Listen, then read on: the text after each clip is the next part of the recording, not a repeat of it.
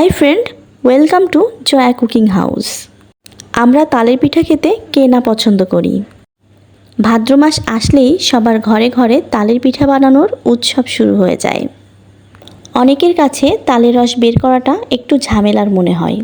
আজকের ভিডিওটি দেখার পর আপনিও খুব সহজে তালের রস বের করতে পারবেন। আমি এইখানে একটি মাঝারি সাইজের তাল পরিষ্কার করে নিয়ে নিয়েছি। সামান্য পরিমাণ পানি অ্যাড করে তালের আঁশগুলো নরম করে নিতে হবে। এ পর্যায়ে তালের আঁশগুলো নরম হয়ে আসলে একটি প্লাস্টিকের ঝুড়ি নিয়ে নেব। একে একে তালের আঁঠিগুলোকে খুব ভালোভাবে ঘষে নিতে হবে। তালের আঁঠিগুলোকে এইভাবে ঘষলে বাটির নিচে তালের রস জমা হবে।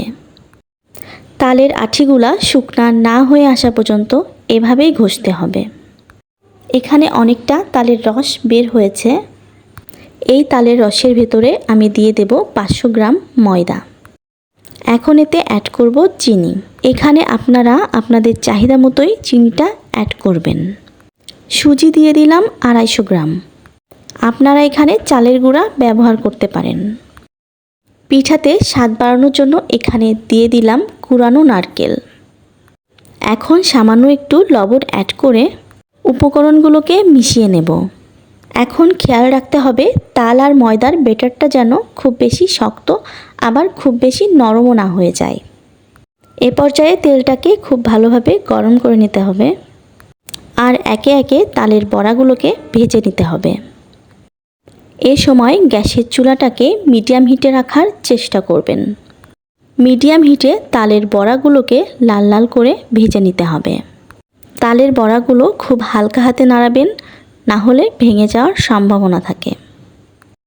বড়াগুলো ভালোভাবে ভাজা হলেই এটা খেতে ক্রিস্পি হবে। বড়াগুলো ভাজা হয়ে গিয়েছে, এখন আমি এটাকে নামিয়ে নেব। বড়াগুলো দেখতে খুবই সুন্দর লাগছে। এখন সকলে মিলে খাওয়ার পালা। বড়াটা ভীষণ টেস্টি হয়েছে। বাইরেটা মুচমুচে আর ভেতরটা সফট। আপনারা এটা ট্রাই করবেন, আপনাদেরও খুব ভালো লাগবে। আমার ভিডিওটি দেখার জন্য সকলকে ধন্যবাদ। Please like and subscribe.